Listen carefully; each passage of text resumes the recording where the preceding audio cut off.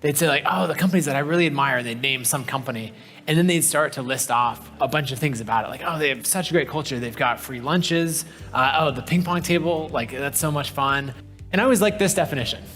Company culture is how you do what you do in the workplace. So it's the sum of your formal and informal experiences, the behaviors, values, and all of that, which create an experience for your employees and customers. So in short, it's how you do what you do. At ConvertKit, we're looking for something different. We're looking for a culture of trust, clear feedback, focused work, meaningful connection, and then of course, and probably most important of all, a shared mission. We like to start and run a Team Stories podcast. So this is an internal podcast. It's just for the ConvertKit team. And what you do with it is we just pair people up, whoever can volunteer, and say, hey, I'm up to interview anyone who wants to be interviewed. And you just get on there and tell a few things. You know, your high level life story. This is where I grew up. Here's a few jobs that I had. Here's how I came to work at ConvertKit. I guess a little over a year ago, there were people that I'd worked with for 5 years that when I was out on a run, listening to their Team Story podcast, I had no idea. I knew these points in their life, but I didn't know the narrative that connected them together. And that was a super cool thing.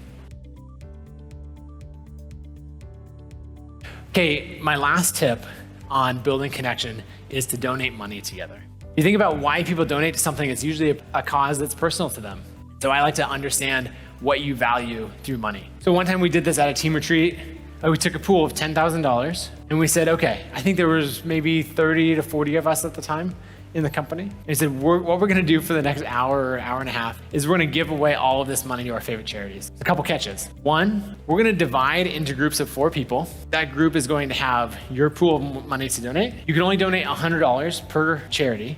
Now, there's a few things that are interesting. When people are sharing why they donated, you end up getting these nuggets about their life and their values and the struggles that they've been through that you would not get otherwise. Like a few examples when we did this, one was a team member donated to a certain scholarship fund. And the reason that she did that is she was the first person in her family to go to college. And so that was really meaningful and important to her.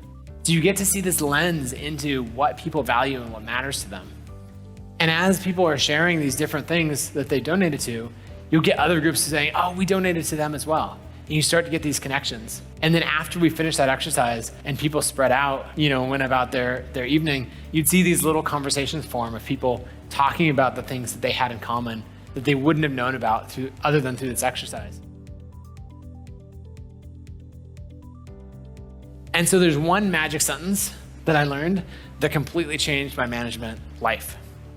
And that is, when someone comes to you, you listen, and you say, oh, thank you for bringing this up to me. It shows that you really care. Here's the magic sentence. I assume you're bringing this to me for one of 2 reasons. One, you want to talk through this. It helps to verbalize it and talk through it, to understand what the problem is before you go and talk to that person. Or 2, you're worried about how that conversation might go, and it might help to have someone there to help facilitate or make sure that it goes smoothly. So which one is it?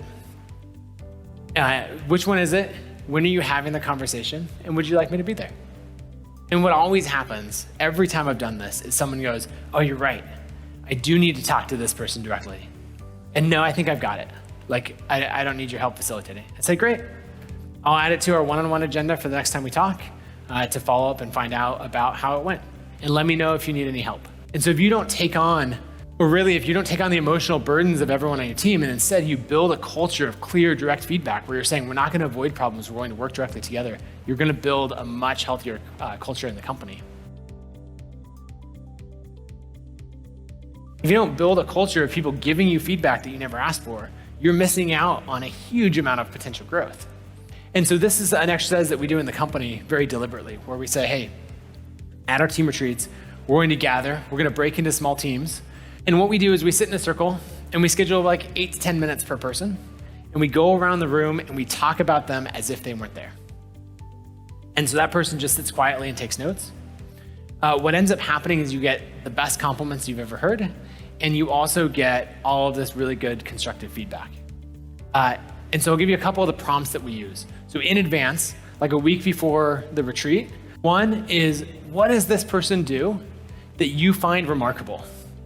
If you were talking about them and they weren't there, what would you brag on? Oh, they're the best at understanding product funnels. Whatever the thing is, what would you brag on to someone else? And then that's what's going to result in all of these compliments. And it's often things that people had never heard, right? If this person was up for a promotion, let's say 6 months from now, what's the feedback that you would give them today to give them the best possible chance of success at getting that promotion? And that's key, right? What are the things that you can invest in them, the tools you can give them now that would help them level up in their career? And then the third one is, let's assume the two of you are going to work together for a long period of time. Let's say 10 years. What's the thing that they do now that's not a big deal? But if we're going to work together for 10 years, this shit's going to get annoying. And it's an exercise that we've done many times, and it's paid dividends for building trust and alignment across the